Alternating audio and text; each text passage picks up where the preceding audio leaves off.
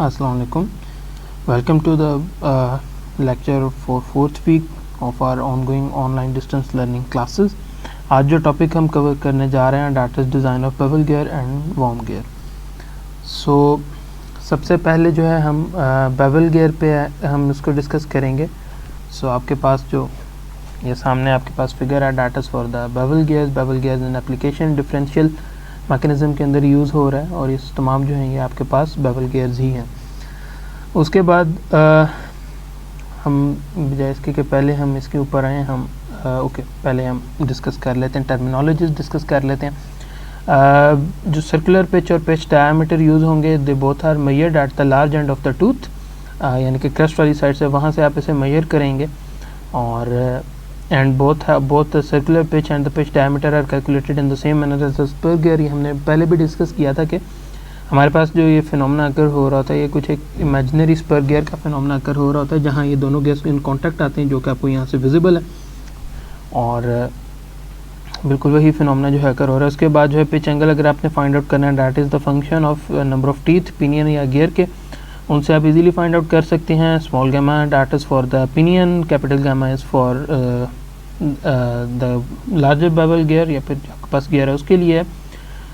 और इसी तरह जो है जो एंगल है आई थिंक वो यहाँ से अब आपको ज़्यादा बेहतर क्लियर हो रहे होंगे. ठीक है, that is capital gamma, that is small gamma. अगर हम इसके टाइप्स पे बात करें सो हमारे पास भी हम इसको डिस्कस नहीं करते, इस पर भी हम आएंगे. हमारे पास 5 बेसिक टाइप्स हैं. एक हमारे पास जो सबसे पहले स्ट्रेट बेवल गियर्स हैं, स्पायरल बेवल गियर्स हैं, ज़ेरोल बेवल गियर्स हैं, हाइफॉइड बेवल गियर्स हैं और स्पायरॉइड बेवल गियर्स हैं. सबसे पहले जो है स्ट्रेट बेवल गियर्स पे आ जाते हैं. जो स्ट्रेट बेवल गियर्स हैं basically they are cut by 20 degree pressure angle and unequal addendum and full depth teeth. ठीक है जी. और जो कॉन्टैक्ट रेशियो खैर इसकी वजह से खैर इंक्रीज़ हो जाएगी. जो है अभी हमने स्टेप्स लिए अवॉइड्स अंडर कट और ये उन जगहों और and decrease the strength of the pinion, but इनकी कुछ लिमिटेशंस हैं. These gears are usually used for pitch line velocities up to 1000 feet per minute or when noise level is not an important consideration. यहाँ basically हो क्या रहा है कि अगर आप यहाँ शेप को देखें तो आपके पास यहाँ सिंपल आपके पास एक गियर है और ये स्ट्रेट अवे जो है आपके पास यूँ इस फॉर्म में जो है आपके पास ये फॉर्म अप हो रहा है. So that is the straight bevel gear. Okay, उसके अलावा जो है अब हम आ जाते हैं इसके नेक्स्ट टाइप पे. ठीक है, जो कि हमारे पास है स्पायरल बेवल गियर.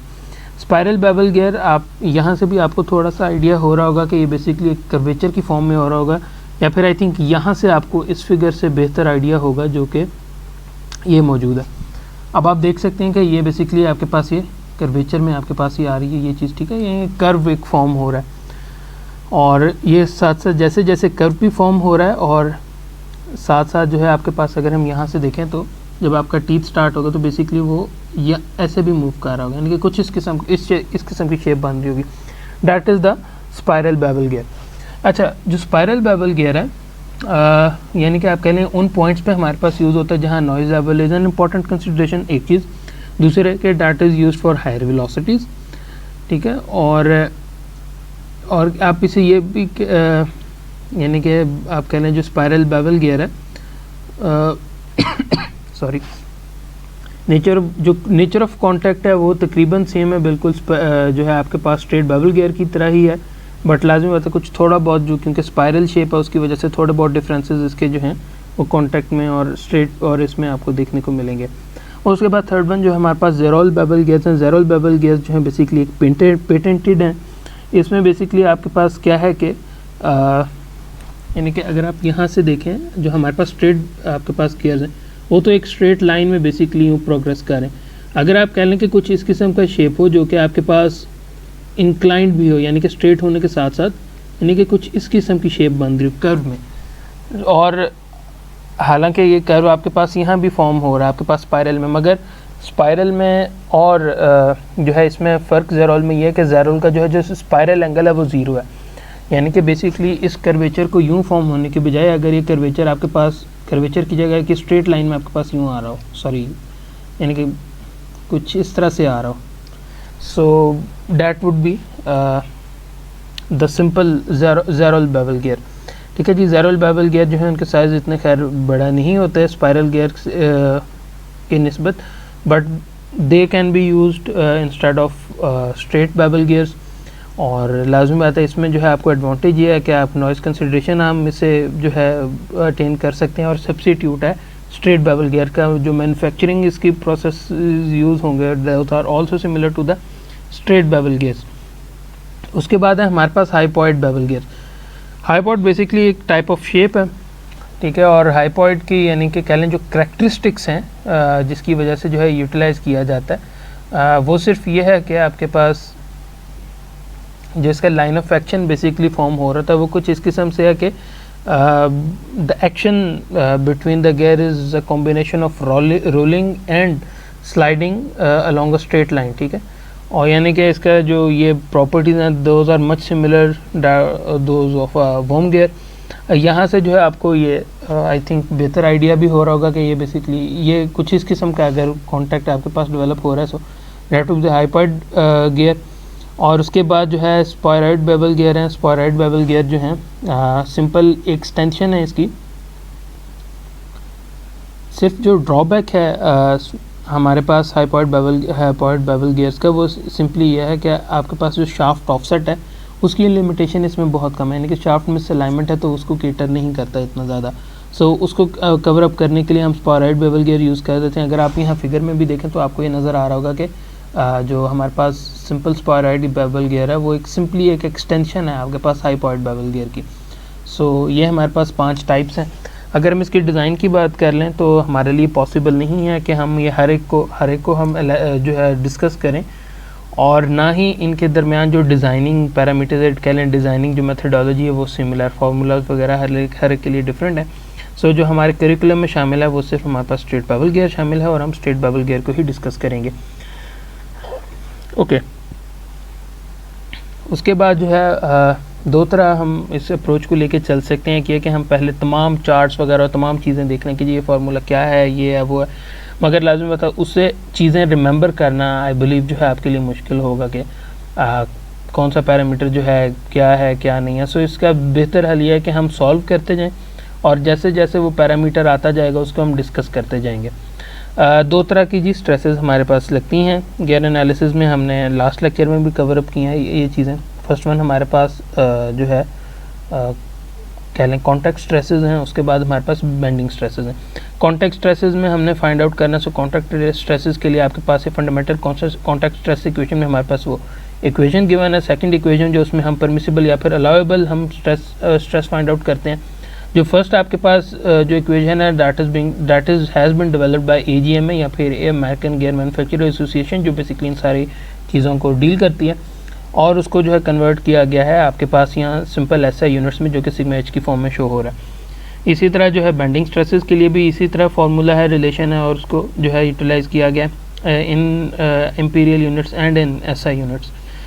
अगर हम जो है बुक की अप्रोच देखें जो कि आपके जो है यहाँ बुक में अवेलेबल है, उसमें सिंपल उसने आपको बताया कि जी आपने तमाम अननोन्स आपने फाइंड आउट करने हैं, ज्योमेट्री के, फोर्स एनालिसिस से रिलेटेड, स्ट्रेंथ एनालिसिस से रिलेटेड। उसके बाद जो है आपने ये तमाम पैरामीटर्स जो है आपने पुट कर देने हैं। सबसे पहले हम गियर कॉन्टैक्ट स्ट्रेसेस में कॉन्टैक्ट स्ट्रेस हम फाइंड आउट करेंगे गियर की, उसके बाद परमिसिबल या अलाउेबल हम फाइंड आउट करेंगे जो कि सेकंड इक्वेशन है SWC में। उसके बाद इसका wear factor of safety find out करेंगे, और इसी तरह जो है उसके अलावा जो है हम बेंडिंग के केस में भी यही प्रोसीजर रिपीट कर रहे होंगे, और इस तरह हमारे न्यूमेरिकल सॉल्व हो गए, इस तरह हम गियर एनालिसिस कर सकेंगे। एग्जांपल पे आ जाते हैं जी। Pair of identical straight tooth mitre gears listed in catalogue has a diametral pitch of 5 at the large end 25 teeth, 1.1 inch face width, ठीक है, 20 डिग्री नॉर्मल प्रेशर एंगल, ये भी हमें गिवन है। गियर हमें बता दिया गया है जी ग्रेड 1 स्टील है, थिकनेस इनकी हार्डनेस बता दी गई है 180 है। ओके यहाँ एक कॉन्सेप्ट यूज़ होगा कि जी the gears are basically crowning में होता क्या है कि आपके पास जो फेस आपके पास होता है गियर का, ठीक है, अगर हम लेट से यहाँ एक स्पर गियर हम सिंपल एक गियर की एक फॉर्म बना लेते हैं। आपके पास ये लेट से गियर टीथ है खूबसूरत सा। सो जो इसका ये वाला पार्ट है, ठीक है, ये वाला पार्ट हो गया, और इसी तरह सेकंड साइड पे हमारे पास एक्चुअली होता क्या है इन इंडस्ट्री के, आपके पास लेट से गियर मिस अलाइनमेंट हो गई है, या आपके पास जो है फॉर सम रीज़न आपके पास सही से वो जो टॉर्क है वो या कह लें ट्रांसमिट नहीं हो रहा, या फिर जो है आपके पास कुछ और आपके पास जो है उसमें इशू हो रहा है, ट्रांसमिशन इशू हो रहा है, तो हम क्या करते हैं कि गियर को क्राउनिंग इसका करते हैं। क्राउनिंग क्या होगी कि आप इसकी एक तो ये अलोंग द फेस आप इसकी एक ये थिकनेस भी कम कर दें और एक हल्का सा इसमें कर्वेचर लेके आएं। जब इसमें कर्वेचर वगैरह यानी कि आपका आएगा तो इससे हमें एडवांटेजेस हमें क्या हासिल होंगे कि अगर गियर में आपको इशू आ रहा है, नॉइज़ का इशू आ रहा है, ठीक है, या फिर एक बैरलिंग का एक फिनोमेना होता है, अगर लेट से वो फिनोमेना कवर अप हो रहे हैं, सो उन केसेस में जो है यहाँ आपके वो हम इस तरह इसको कवर अप कर सकते हैं, ठीक है। So that is the crowning. और उसके बाद हम आगे चलते हैं जी, और यहाँ हमें ये बता दिया गया जी that is intended for general industrial use. उसके बाद है क्वालिटी नंबर ऑफ 7, ठीक है जी, नोन है हमें। It is likely that the application intended will require outboard mounting of gears, ठीक है। फैक्टर सेफ्टी 1 हमने पुट करके 10 पर साइकिल, लाइफ 0.9 रिलायबिलिटी है। स्पीड अगर आप देखें आपको यहाँ से नज़र आ रहा होगा कि 600 revolution per minute, that is always going to be less than 1000 feet per minute, यानी कि जो हमारे पास स्ट्रेट बेवल गियर के लिए कंडीशन है। Find the power rating of this gear set based on AGM में बेंडिंग स्ट्रेंथ, ठीक है जी, फाइंड आउट करने अभी जो है हम इसको फाइंड आउट कर लेते हैं।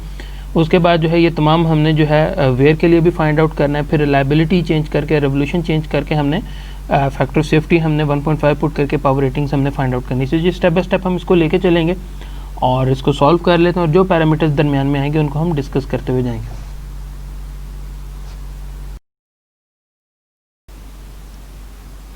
ओके जी, सो न्यूमेरिकल पे आ जाते हैं। सबसे पहले जो है हमने पिच डायमीटर फाइंड आउट करना है। So pitch diameter find out करने के लिए जो सिंपल हमारे पास रिलेशन है वो number of teeth divided by the diametral pitch. So that is 25, ये हमारे पास 5 है, सो हमारे पास जो पिच डायमीटर है वो 5 इंच आ जाएगा। इसी तरह वेलोसिटी जो है वो आपके पास pi d n divided by 12, यानी कि pi into d which is 5 multiply by n which is 600 and yes, that is 600 revolution per minute. So 600 divided by 12, इसको सॉल्व करेंगे ये आपके पास आएगा अराउंड 785.4 फीट पर मिनट। और इसके बाद जो हमने सेफ्टी फैक्टर हम लिख लेते हैं, वो हमारे पास जो बेंडिंग है उसके केस में भी 1 है, और जो हमारे पास कॉन्टैक्ट स्ट्रेसेस है उसके केस में भी इनिशियली वो 1 है।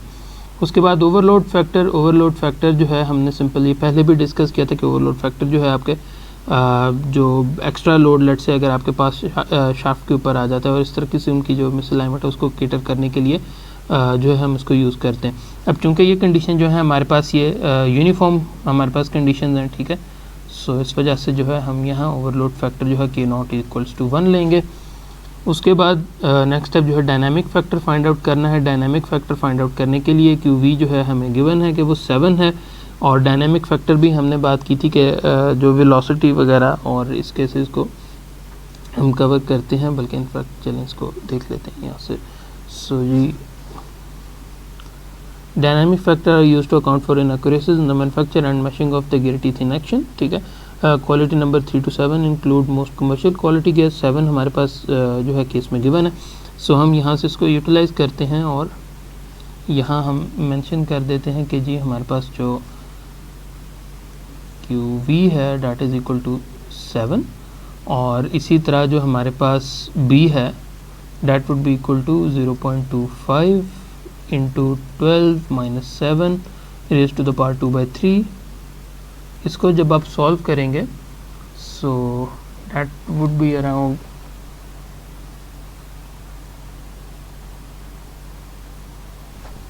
0.731। इसी तरह हम यहाँ से A फाइंड आउट करते हैं। So A would be equal to 50 plus 56 into 1 minus B which is 0.731, और इसको जब आप सॉल्व करते हैं ये आपके पास आएगा अराउंड 65.06। इसी तरह जब हमने KV फाइंड आउट करना है, सो KV का जो रिलेशन है that would be equal to 65.06 plus square root of v, which is 785.4, divided by a again 65.06 raised to the power b, which is 0.731. सो ये हमारे पास रिलेशन आएगा 1.299. अच्छा, इसी तरह जो है एक इसमें चेक यूज़ होता है कि जो है अगर आपके पास डायनामिक फैक्टर है वो आपने सही लिया भी है कि नहीं. सो उसमें हमारे पास होता क्या है कि जो रिलेशन है वो गिवन जो हमारे पास होता है, ठीक है, एक इक्वेशन 15.8 है I guess. So that would be v t max. Normally इसको करने की ज़रूरत नहीं है बट स्टिल हम यहाँ कर रहे हैं. ए विच इज़ 65.06 और यहाँ प्लस होगा sorry quality number which is 7 minus 3 और इसका square. So that would be equal to 4769 feet per minute. बल्कि एक मिनट रुके, हम यहाँ से फॉर्मूला यहाँ पेस्ट ही कर लेते हैं.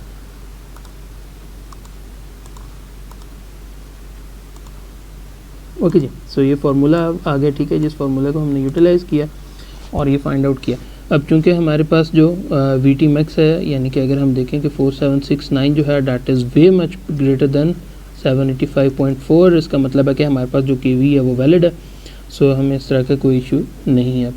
ओके जी. इसी तरह जो है अब हम के एस के ऊपर आ जाते हैं जो कि साइज़ फैक्टर फॉर बंडिंग है. अगर हमने के एस फाइंड आउट करना है सो उसके लिए जो हमारे पास जो पिच डायमीटर पिच है वो बेसिकली इस रेंज के अंदर फॉल कर रही है और फिर हमने सिंपली यहाँ से जो लिखना है that would be K S would be equal to 0.4867 plus 0.2132 divided by 5. So इसको जब हम सॉल्व करेंगे that would be equal to 0.529. Okay जी. सो ये भी हमने कर लिया है. उसके बाद जो है हमने क्राउंडिंग फैक्टर फाइंड आउट करना है सी एक्स सी, चूँकि हमारे पास ये अनक्राउंड है सो इसके लिए ये 2 होगा. इसी तरह उसके बाद size factor of pitting resistance पे हम आ जाते हैं. अब हमारे पास जो फेस विड्थ है वो 1.1 है. सो बेसिकली हम इस रेंज में लाइक आ रहे हैं. सो हमारे पास जो सी एस है that would be equal to 0.125 multiply by f which is 1.1 plus 0.4375. So इसको यही हम कर लेते हैं.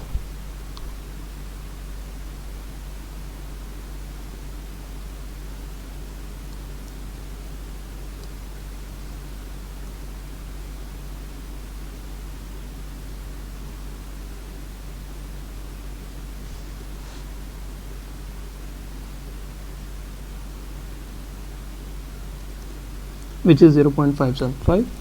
सो हम यहाँ सिंपली इसको लिख देते हैं 0.575.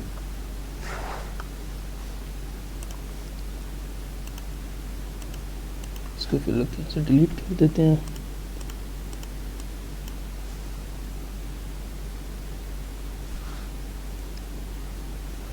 ओके. सो सी एस भी हमने फाइंड आउट कर लिया है और सी एस को फाइंड आउट करने के बाद हम लोड डिस्ट्रीब्यूशन फैक्टर के ऊपर आ गए के एम के ऊपर. और यहाँ हमारे पास जो है यहाँ सबसे पहले के एम बी हमने फाइंड आउट करना. के एम बी हमारे केस में 0.25 होगा क्योंकि हमारे पास यहाँ कोई भी जो है मेंबर वो स्ट्रेडल माउंटेड नहीं है. इनफैक्ट जो हमें यहाँ स्टेटमेंट में गिवन है वो ये गिवन है कि they will require outboard mounting of the gears. ठीक है. सो इसकी वजह से हम यहाँ से के एम बी जो है हम 1.25 लेंगे और इसी तरह अब जो के एम है that would be equal to k m b यानी कि 1.25 प्लस 0.0036 और एफ यानी कि 1.1 और इसका स्केयर. सो के एम सॉल्व करने के बाद हमारे पास आएगा 1.254. ओके. उसके बाद जो है हमने size length wise curvature factor find out करना है. अब जो हमारे पास स्ट्रेट बबल गियर उसमें कोई कर्वेचर नहीं होता उसकी वजह से ये 1 होगा.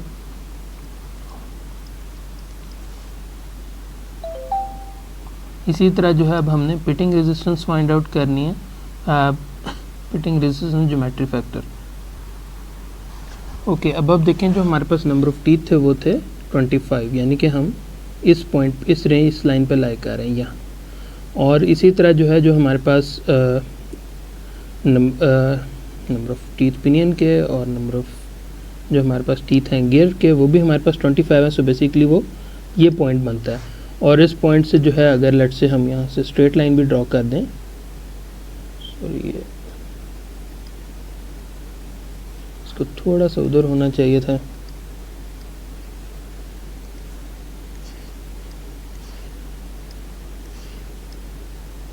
इसको यहाँ से इस पॉइंट पे बेसिकली ये मीट कर रहा है। सो ये पॉइंट जो है अराउंड 0.065 बनेगा, क्योंकि 0.06 और 0.07 के दरमियान है। सो हम यहाँ लिख सकते हैं सिंपली कि हमारे पास जो आई है डैट इज़ इक्वल टू 0.065।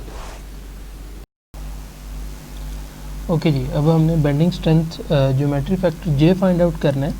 और जे के लिए हम दोबारा यहाँ ये नंबर ऑफ़ टीथ हमारे पास पिनियन के हैं, सो हम यहाँ से इसको लेके चलते हैं।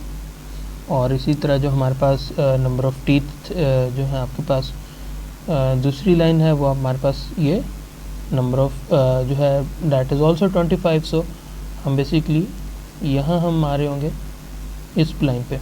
ये लाइन 0.22 से कम है और हम बुक की नोटेशन ही यूज़ करेंगे।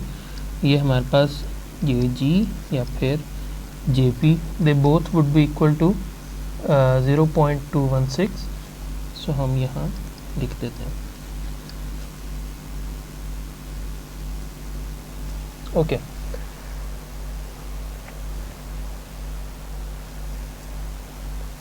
सो उसके बाद जो है हमने stress cycle factor for pitting resistance, ठीक है, सी एल से डिनोट किया जाता है, इसको हमने फाइंड आउट करना है।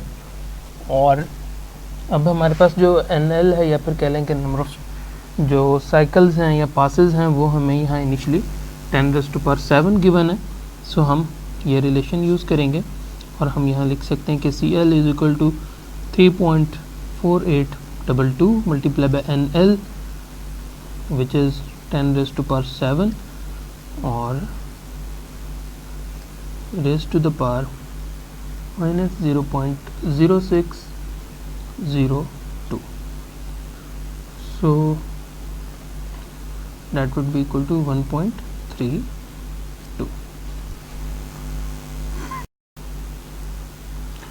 ओके जी, सो नेक्स्ट हमने जो है stress cycle factor for bending strength अब फाइंड आउट करना है। और अगर इसमें भी देखें हमारे पास जो नंबर ऑफ़ पासेज हैं वो हमारे पास इस रेंज के अंदर लाई कर रहे हैं, ठीक है, 3 × 10⁻6 से लेके जो हमारे पास ये 10⁻10 है, ये जनरल ये केस यहाँ लाई कर रहे हैं। सो हम यहाँ लिख सकते हैं कि हमारे पास जो कि L है that would be equal to 1.6831 multiply by 10⁻7 जो कि in fact is raise to the power -0.0323। जब आप इसको सॉल्व करेंगे that would be equal to 0.996 something, या फिर से राउंड ऑफ करके 1 लिख सकते हैं। सो के एल फाइंड आउट कर लिया है। उसके बाद जो है हमने hardness ratio factor find out करना है। और hardness ratio factor find out करने के लिए ओके, अब यहाँ ये नोट करें कि हमारे पास जो गियर पिनियन है और जो गियर की हार्डनेस है दोनों के वो 180 ही गिवन है, यानी कि ये रेशियो जो है बेसिकली 1 है, ठीक है। सो अगर तो ये हमारे पास जो है ये फैक्टर आपके पास कह लें कि ये 1 आपके पास है, ठीक है। सो ये देखें, अगर तो जो है आपके पास, अगर हम इसको यहाँ से जूम इन कर सकें कि when this ratio is less than 1.2 use CH is equal to 1. So अब हमारे पास यहाँ B1 B2 जो है वो सच यहाँ उसके H नहीं है, ठीक है। सो इसके मतलब है कि चूंकि हमारे पास ये रेशियो और ये वैलिड भी जो है आपके पास 1.2 से 1.7 के लिए, सो हम यहाँ लिख सकते हैं कि हमारे केस में जो आपके पास HBP है, यह है Brinell hardness for pinion divided by Brinell hardness for gear, that is equal to 1। इसका मतलब है कि आपके पास जो CH है दैट इज इक्वल टू 1। सो हमने यह hardness ratio factor find out कर लिया है। उसके बाद जो हमने नेक्स्ट फाइंड आउट करना है that is the temperature factor. Temperature factor जो है हमारे पास 250 फ़ारेनहाइट तक जो है बेसिकली वो एक ही रिलेशन है। सो हम यहाँ कह सकते हैं जी हमारा ऑपरेटिंग कंडीशन 250 से कम है, सो हम KT is equal to 1 put कर देते हैं। उसके बाद हमने रिलायबिलिटी फैक्टर फाइंड आउट करना है, और रिलायबिलिटी फैक्टर फाइंड आउट करना है। और हमारे पास जो भी फर्स्ट केस है, ठीक है, उसमें रिलायबिलिटी जो है 0.99 है, यानी कि हमारे पास जो ये रिलेशन है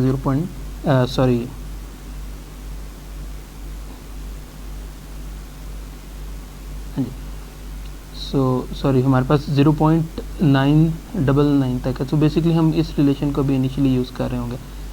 इसको दोबारा से एक बार हम देख भी लेते हैं।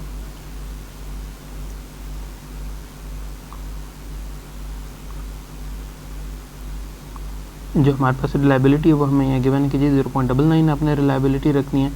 सो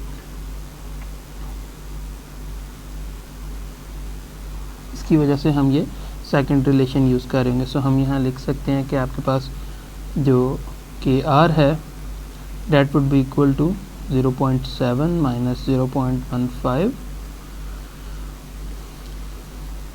log ऑफ 1 माइनस R, ठीक है जी, यानी कि 1 माइनस 0.99। सो इस केस में जो है हमारे पास ये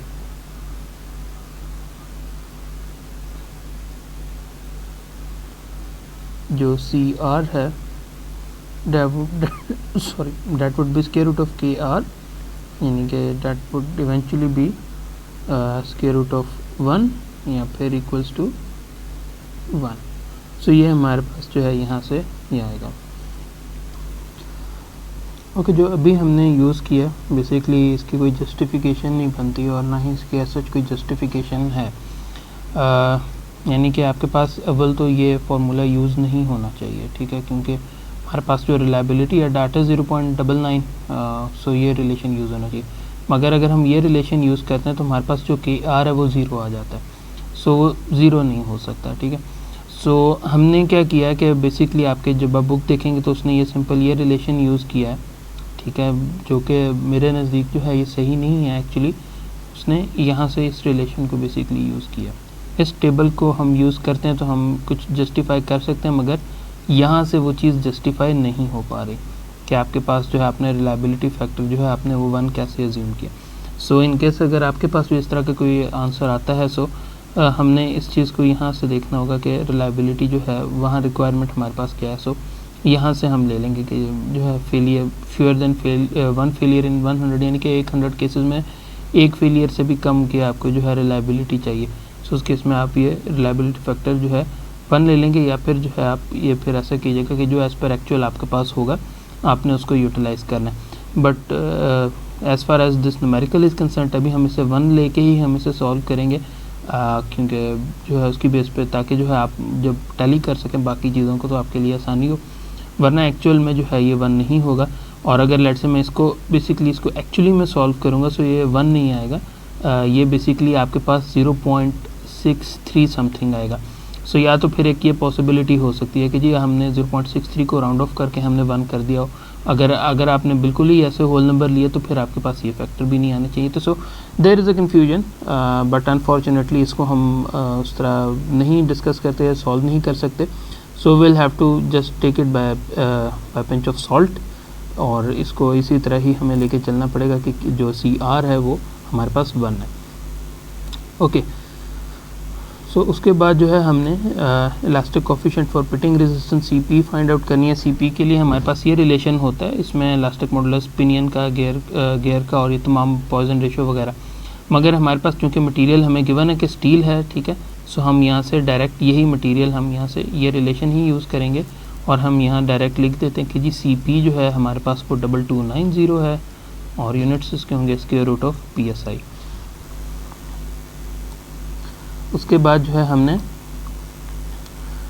नेक्स्ट स्टेप पे आ जाते हैं, ठीक है, विच इज़ हमने अब जो है स्ट्रेस नंबर और हम एक्चुअल कैलकुलेशन की तरफ आ रहे हैं। ओके जी, सो यहाँ से जो है हमें एक तो ये पता है कि ये ग्रेड 1 है, ठीक है, और हमारे पास इंपीरियल यूनिट है, तो इसका मतलब है हमने ये रिलेशन यूज़ करना है। सो हम यहाँ से अब SAT फाइंड आउट करेंगे, that would be equal to 44 into HB which was 180 plus 2100 PSI। So ये हमारे पास बनेगा 10020 PSI। ओके जी, उसके बाद जो है हमने allowable contact stress number find out करना है। सो यहाँ भी हमारे पास ग्रेड 1 स्टील है और हमारे पास इंपीरियल यूनिट है, सो हम ये रिलेशन यूज़ करेंगे। सो हम यहाँ लिख सकते हैं कि SAC ये स्मॉल में होगा।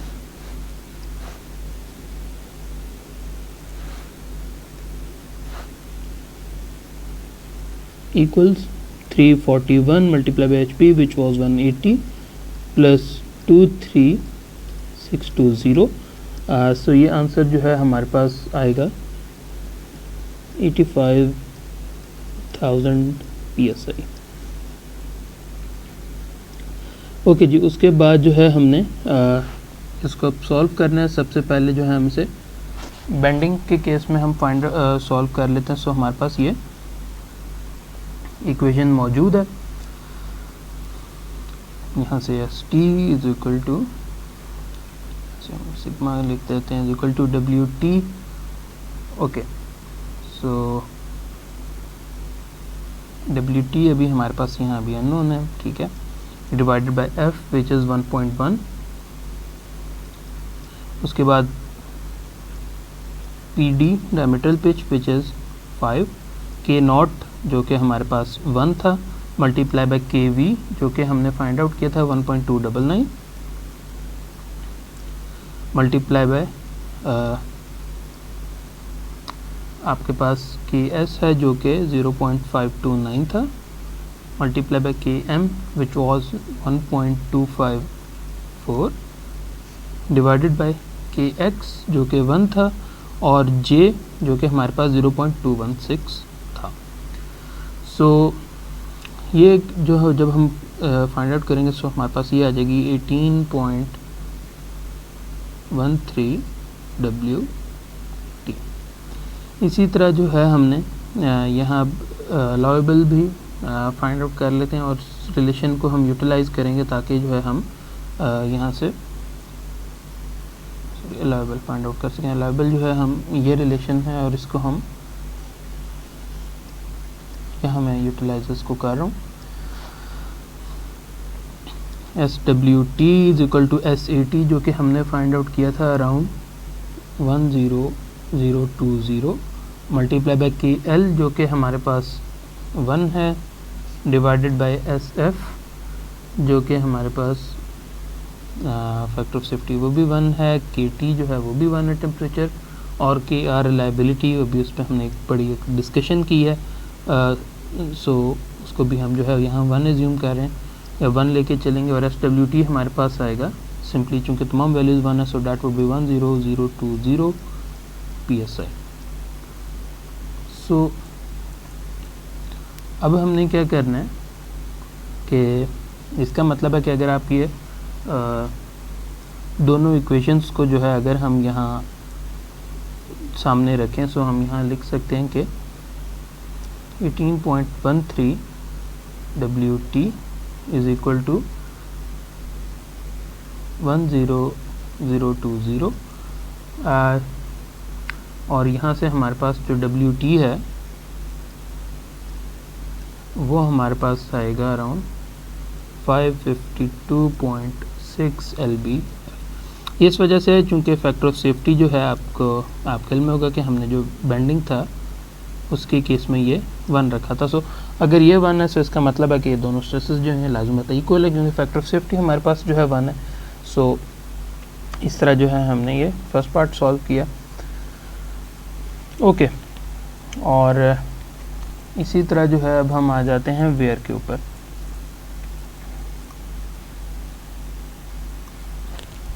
वेयर के ऊपर आते हैं तो सबसे पहले हम यहाँ SC फाइंड आउट करेंगे।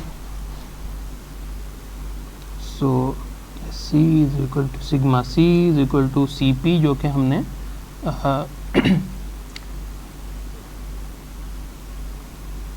2290 था हमारे पास, मल्टीप्लाई बाय WT जो है यहाँ एज इट इज़ दोबारा आ रहा होगा।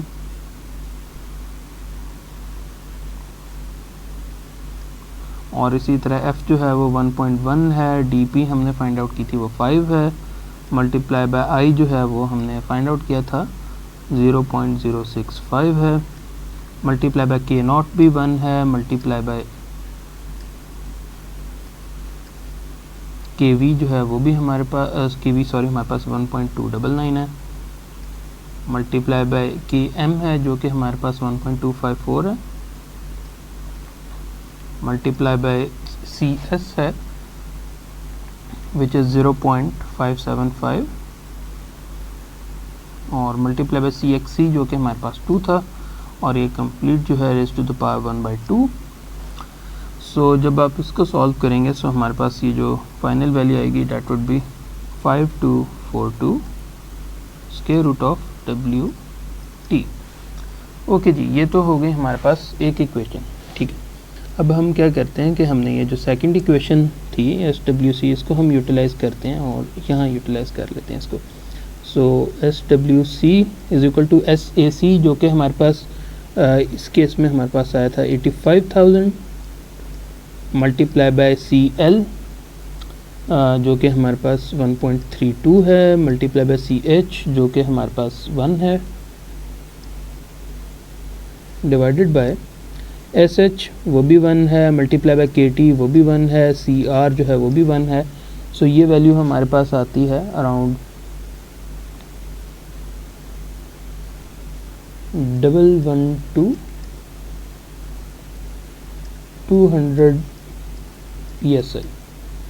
सो जब हमने ये फाइंड आउट कर लिया और फैक्टर ऑफ सेफ्टी 1 है, सो हम यहाँ लिख सकते हैं कि 5242 into square root of WT is equal to 112 या फिर हम यहाँ लिख सकते हैं कि आपके पास जो WT है that would be equal to around 458.1 LBF। Okay, so हम इसी को यूटिलाइज़ करेंगे और यहाँ से पावर फाइंड आउट करेंगे। सो पावर का रिलेशन जो है आपके पास यहाँ बल्कि in fact okay, so H is equal to WT multiply by VT divided by 33,000। So ये हमारे पास जो है that would be 458.1 multiply by V which is 785.4 divided by 33,000। So ये हमारे पास आएगा 10.9 HP। और इसी तरह जो है हम यहाँ भी वेलोसिटी हम स्किप कर गए, सो इसको भी यहाँ बेंडिंग के केस में भी फाइंड आउट कर ले। So H would be equal to WT multiply by VT divided by 33,000। WT हमारे पास यहाँ 552.6 है, multiply by VT which is 785.4 divided by 33,000। So ये हमारे पास जो है आएगा 13.2 HP। अब हमने क्या करना है कि अगर हमने इस गियर की रेटेड हमने फाइंड आउट कहना है कि जी हमारे पास जो है ये क्या बेसिकली होगी, रेटेड पावर होगी, ठीक है। सो H would be the minimum of 12.9 और 10.9 HP जो कि हमारे पास दोनों केसेस में, so that is equal to 10.9 HP। So हमारे जो न्यूमेरिकल है उसका एक पार्ट जो है हमारा खैर समवट कंप्लीट हो जाता है, ठीक है। उसके बाद जो है हमें यहाँ जो कहा गया था, ठीक है, वो ये था कि जी आपके पास जो ठीक है, इनफैक्ट हम यहाँ ऊपर टॉप से देख लेते हैं। क्योंकि जी हमें यह कहा गया था, ठीक है, हमने जो है पार्ट ए में पावर रेटिंग फाइंड आउट कर ली, ठीक है, पार्ट बी के लिए हमने फाइंड आउट कर ली।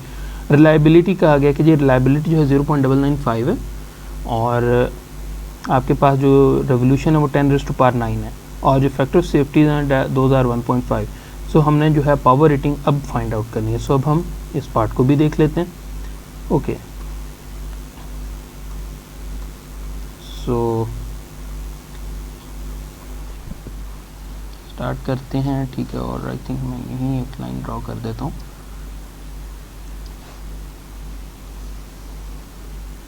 सॉरी,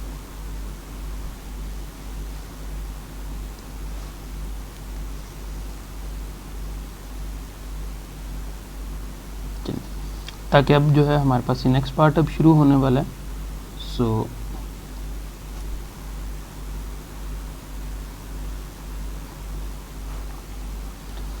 ओके जी, so let's change the colour as well. हमें ये पता है कि जी 10⁻⁹ साइकिल्स हैं, और हमें पता है कि जी रिलायबिलिटी जो है that is 0.995। SF is equal to SH is equal to 1.5, ठीक है। और सो अब कौन कौन से फैक्टर जो हैं इसमें चेंज होंगे, ठीक है, वो पहले हम यहाँ एक बार लिख लेते हैं, ठीक है, फिर जो है उनको हम बारी बारी ऊपर जाके भी देख लेते हैं। एक जो है हमारे पास यहाँ की L चेंज होना है, उसके बाद जो है यहाँ लाजमत है कि R भी चेंज होगा, ठीक है, ओके, R चेंज होगा तो लाजमत है उसके साथ CP चेंज होगा, ठीक है, और सॉरी CR चेंज होगा, उसके बाद जो है यहाँ CL भी चेंज होगा। ओके जी, so will take it one thing at a time. और सबसे पहले जो है डायरेक्ट मैं फार्मूला ही यहाँ लिखूँगा आपके पास बेंडिंग के केस में। पहले बेंडिंग को डिस्कस कर लेते हैं, और जिसके लिए रिलेशन था हमारे पास that was ST equals to sigma equals WT transmitted load divided by phase width which was 1.1। बल्कि इनफैक्ट हम फॉर्मूला कॉपी कर लेते हैं।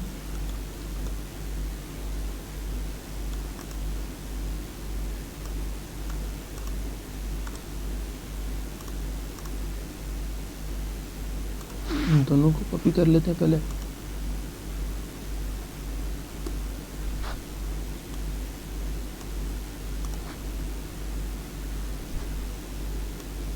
ओके जी, सो और साथ ही इसको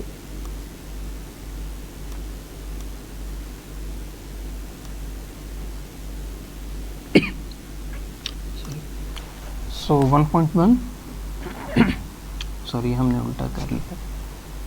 ये हमारे पास जो है डिफरेंट फार्मूला आ गया, और हम एक्चुअल फार्मूला सॉरी कॉपी कर लेते हैं, which is this one।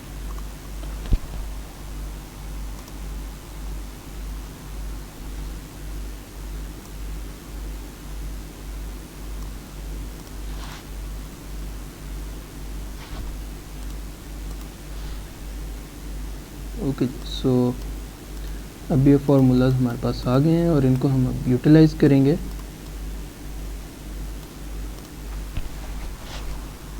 Okay ji, diameter pitch हमारे पास 5 है, K0 1 है, KV 1.299 है,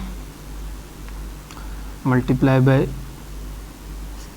KS जो कि हमारे पास 0.529 multiply by KM 1.254 divided by KX जो कि 1 है, और J 0.216 है। सो ये हमारे पास just like the previous times ये हमारे पास 18.13 WT आएगा। जो फ़र्क आएगा वो अब यहाँ इस इक्वेशन में आएगा। जो आपके पास SWT है that would be equal to SAT जो कि हमने पहले फाइंड आउट किया था 10020 मल्टीप्लाई बाय के एल, जस्ट लाइक सॉरी यहाँ के एल जो है चेंज हो रहा है, सो हम यहाँ के एल पहले फाइंड आउट कर लेते हैं। अब के एल को फाइंड आउट करने के लिए हम अब सेकंड इक्वेशन जो है इसमें यूज़ होगा, so that would be 1.683 into 10 raise to power 9 raise to the power minus 0.0323, so that would be equal to 0.8618। और इसी तरह की आर जो है वो अब हमारे पास जो है, जो सेकंड रिलेशन था इसमें, जो कि एक्चुअली 0.99 के लिए भी यूज़ होना चाहिए था, वो अब यूज़ होगा माइनस 0.25 लॉग ऑफ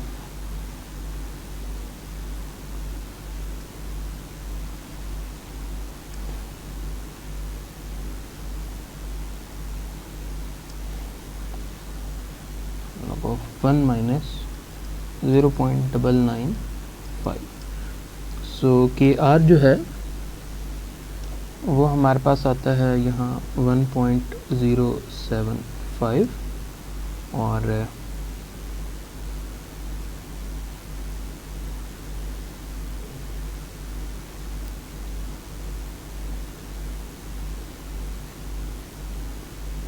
जो सी आर है वो हमारे पास आएगा 1.037। ओके, सो एक आई थिंक चीज़ यहाँ करेक्शन करना यहाँ ज़रूरी है, जो कि हम यहाँ डिस्कशन करके आए हैं।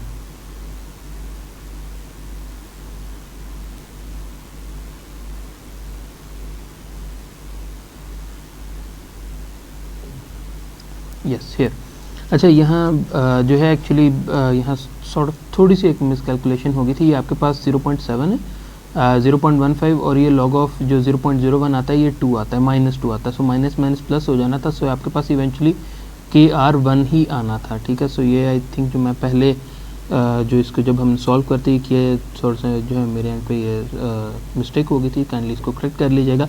हाँ, मगर अभी भी जो जस्टिफिकेशन है वो इसकी हमारे पास नहीं है कि हम ये क्यों यूज़ कर रहे हैं, इस चीज़ की जस्टिफिकेशन नहीं है, ठीक है। बट हमारे पास इस चीज़ की जस्टिफिकेशन है कि जो है ये जो वैल्यू है जो 1 आती है वो इसको यूज़ करते हुए वो 1 ही आएगी। सो ओके, अब आपके पास जो एक्चुअल केस होगा, सो हमने आपने एज पर एक्चुअल जो है इसको लेकर चलना। सो उसके अलावा जो है सच इसमें यहाँ -2 और ओके जी। सो अब हम जो है अपने एक्चुअल पार्ट की तरफ चले जाते हैं, फाइनल पार्ट की तरफ।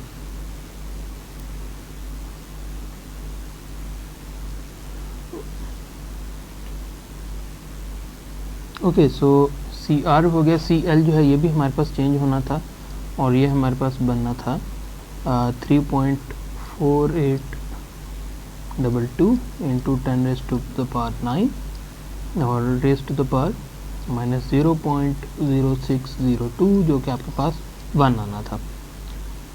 ओके, सो अब हम SWT पे आ जाते हैं। सो हमने फर्स्ट पैरामीटर जो है यहाँ लिख लिया है और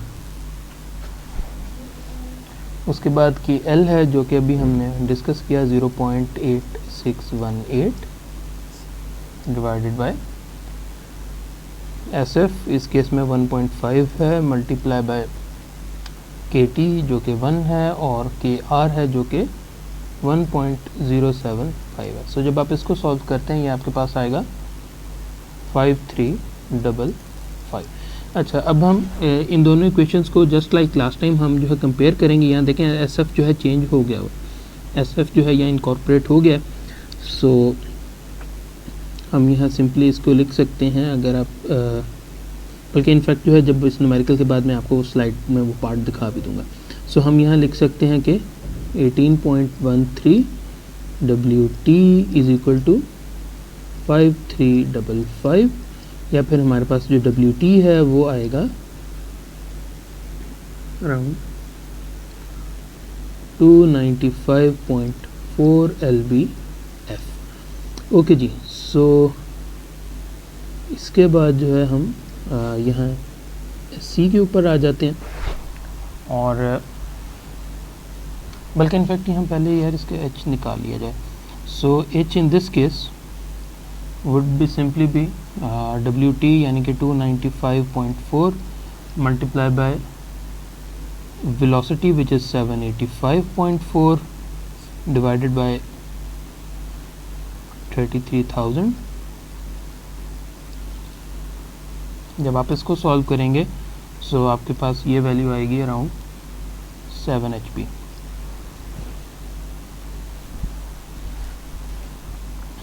ओके, उसके बाद हमने ये सी फाइंड आउट करना था। सो सी या फिर sigma C that would be equal to CP, जो कि हमारे पास simple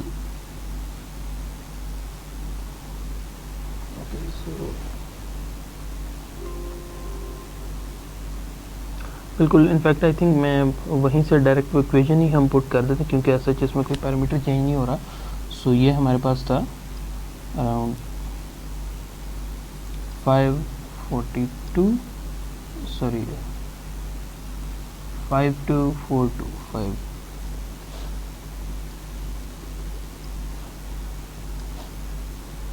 5242 into square root of WT। और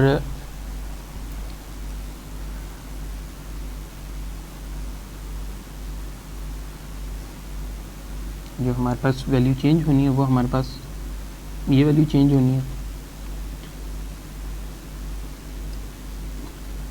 तो हम यहाँ लिख सकते हैं कि SWC इक्वल्स टू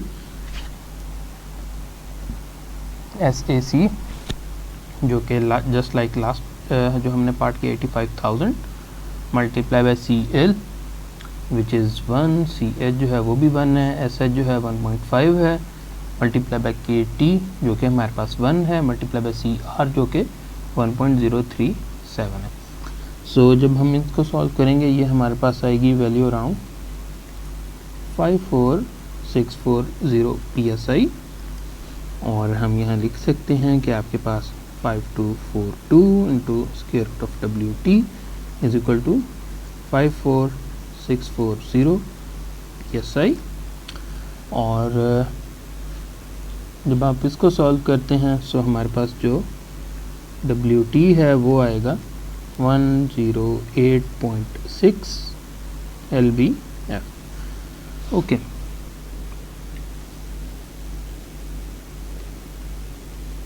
सो जब हमने ये फाइंड आउट कर लिया है उसके बाद सिंपली हमने इसकी जो पार है वो भी फाइंड आउट कर लेते हैं। So H would be equal to 108.6 multiply by velocity which was 785.4 divided by 33,000। So ये हमारे पास आता है 2.58 HP। ओके जी, सो इसी तरह जो है जब आपने वो पावर डिफाइन करनी है सो हमने मिनिमम लेना है वैल्यू, ठीक है, यानी कि H के लिए इसको एक्चुअली लिख लेते हैं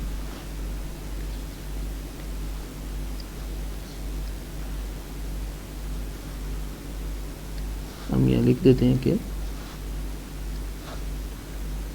H is equal to minimum of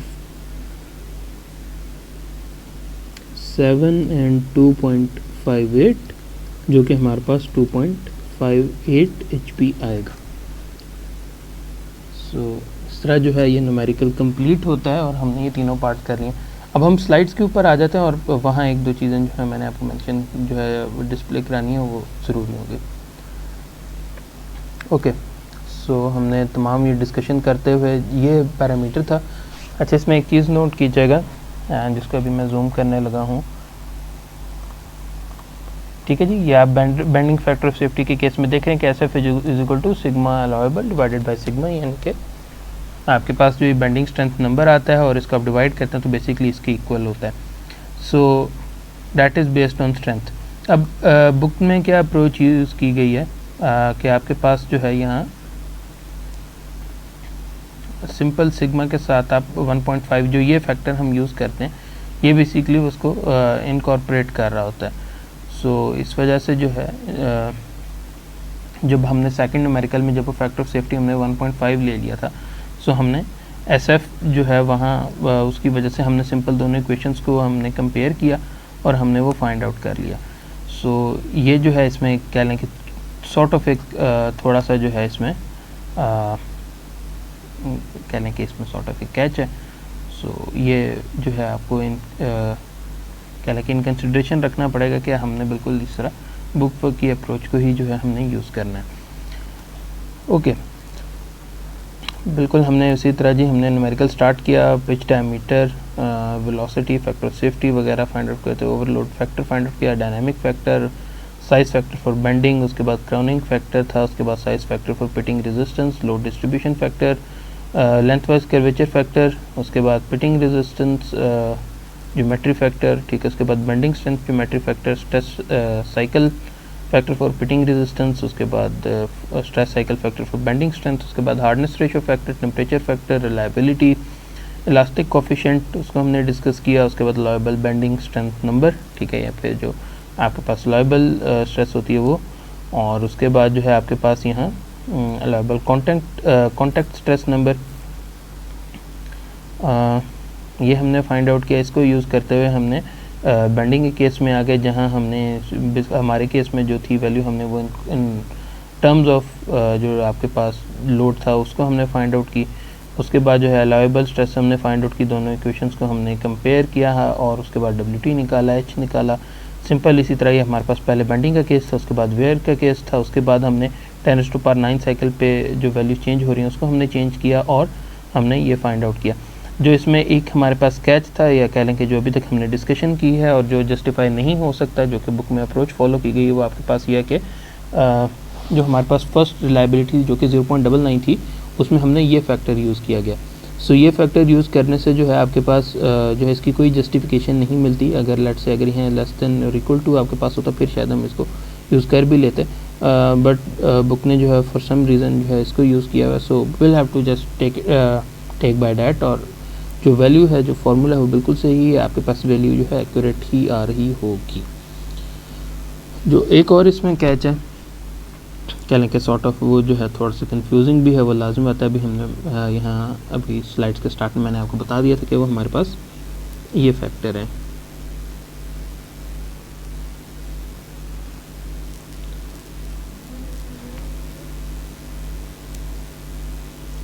कि आपके पास जो है यहाँ फैक्टर ऑफ सेफ्टी जो है that is equal to sigma allowable divide by sigma. So ये जो है आप हमने जो है इसका ख्याल रखना है, और वो फैक्टर जो है 1.5 चूँकि यहाँ आपके पास यहाँ डिवाइड हो रहा था। सो जो हमने न्यूमेरिकल में जब हमने सॉल्व किया, हमने दोनों साइड्स को हमने बेसिकली इक्वली हमने कंपेयर किया हुआ था। सो ये बेसिकली इसमें थोड़ा सा कैच है, और I think that is pretty much it. अब इसके बाद जो हमने वार्म केयर को स्टार्ट करना है।